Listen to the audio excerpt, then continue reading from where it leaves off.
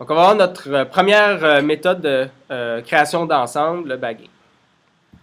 Donc, comme je l'ai dit tantôt, c'est une des deux méthodes qu'on va voir. Puis celle-là est particulièrement appropriée lorsque les modèles qui sont générés par notre algorithme d'apprentissage ont beaucoup de capacité. L'idée derrière le bagging, c'est qu'on va exploiter cette relation qu'il y a entre l'erreur de généralisation, donc quelque chose qu'on a vu précédemment, qu'on pouvait la décomposer en trois termes, un biais au carré, une variance, puis un bruit. La variance, en fait, c'est ce qui va nous intéresser ici, c'est à quel point est-ce que le résultat de l'apprentissage varie si je génère plusieurs ensembles d'entraînement, puis que je regarde la variation d'un ensemble d'entraînement à l'autre. Donc, à quel point est-ce que le résultat de mon algorithme d'apprentissage varie d'un ensemble d'entraînement à l'autre. Et ce qu'on va exploiter, en fait, c'est l'observation suivante. Donc, imaginons que j'ai un problème de régression comme ça ici. En fait, je vais entraîner un modèle de régression polynomiale avec de degré 25.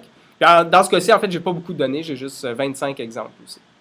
Donc, ce qu'on voit juste ici, c'est le résultat d'entraîner 100 modèles sur 100 ensembles d'entraînement qui sont différents. Donc, dans ce cas-ci, chacun des modèles ont été entraînés sur un ensemble d'entraînement de taille 25, puis a été généré parce que c'est des données synthétiques. On peut simuler la collection de 25 données d'entraînement.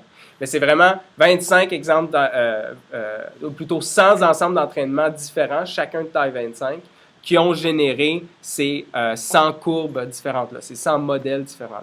On voit qu'il y a beaucoup de variations dans ce cas-ci. Donc, c'est un exemple d'un algorithme d'apprentissage qui a beaucoup de variance. Maintenant, si je prenais toutes ces courbes-là puis que je faisais juste la moyenne, on a le résultat ici en rouge. Puis si on compare avec c'est quoi le meilleur modèle possible qu'on a en vert, on voit que en fait, c'est une très bonne prédiction finalement, une fois qu'on a fait la moyenne du meilleur modèle possible, du vrai modèle finalement qui a généré les données.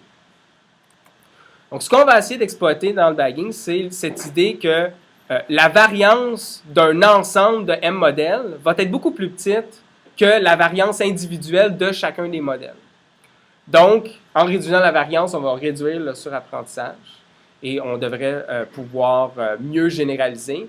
Puis, en fait, en faisant ça, on ne va pas vraiment se pénaliser au niveau du biais.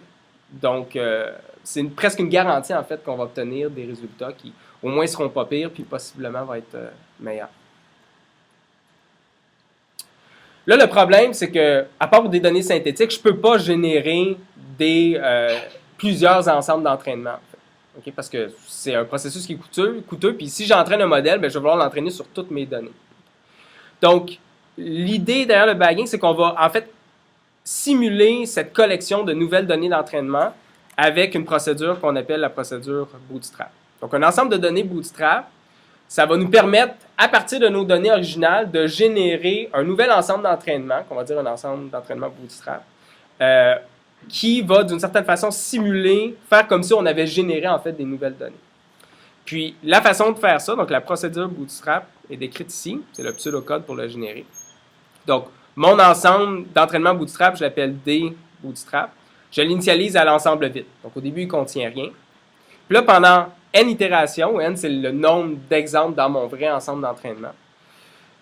À chaque fois, donc je vais répéter la procédure suivante. Je vais choisir aléatoirement et uniformément un entier N parmi les entiers de 1 jusqu'à N majuscule.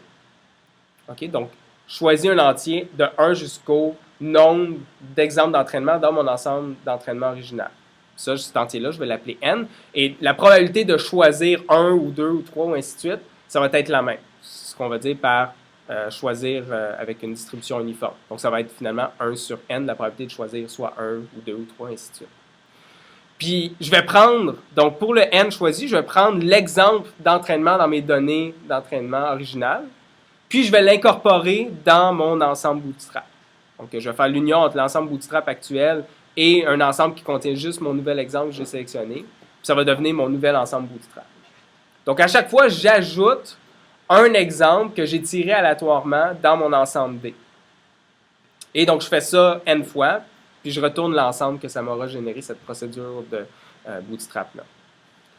En fait, faire ça ici, on va dire que ce qu'on fait, en fait, c'est qu'on échantillonne N exemples de mon ensemble d'entraînement original D, on va dire avec remplacement. Parce que c'est comme si j'en prenais un, je le mettais dans mon nouvel ensemble D Bootstrap, Puis, en fait, je le remets, donc je le remplace, je le remets dans mon ensemble D pour ma prochaine itération, je vais en repiger un autre. Ça veut dire que dans des bootstraps, il y a certains des exemples qui vont se trouver plus d'une fois dans l'ensemble d'entraînement, puis il y en a peut-être qui ne vont pas se trouver là. Puis la conséquence de ça, ça veut dire que les exemples qui se retrouvent plusieurs fois vont avoir une plus grande importance dans le processus d'entraînement. Ça va être beaucoup plus important de bien résoudre le problème pour ces exemples-là que pour les autres. Donc, cette procédure-là vise un peu à simuler un processus de vrai processus de collecte de données. Et donc, finalement, du bagging, c'est faire quoi? Ben, c'est entraîner M modèle avec... C'est entraîner M modèle avec mon algorithme d'apprentissage. Puis, chacun des modèles va être entraîné sur un ensemble de données bootstrap différents. Donc, pendant M itérations, de 1 jusqu'à M majuscule, je vais générer un ensemble de données bootstrap, que j'appelle des bootstrap à partir de mon ensemble de données original, mon ensemble d'entraînement original. Puis, je vais entraîner un modèle avec mon algorithme d'apprentissage sur des bootstraps. Et après avoir fait ça pour M modèle, puis M c'est un hyperparamètre, c'est moi qui dois le choisir, ben, le modèle ensemble qui est retourné, ou le comité, ben, ça va être finalement l'ensemble qui contient toutes ces YM de X, ces modèles-là que j'ai entraînés. Et donc là, je donne l'exemple pour la régression. Pour la classification, ça serait celui qui retourne le vote majoritaire parmi les M modèles. Donc ça, c'est l'algorithme bagging.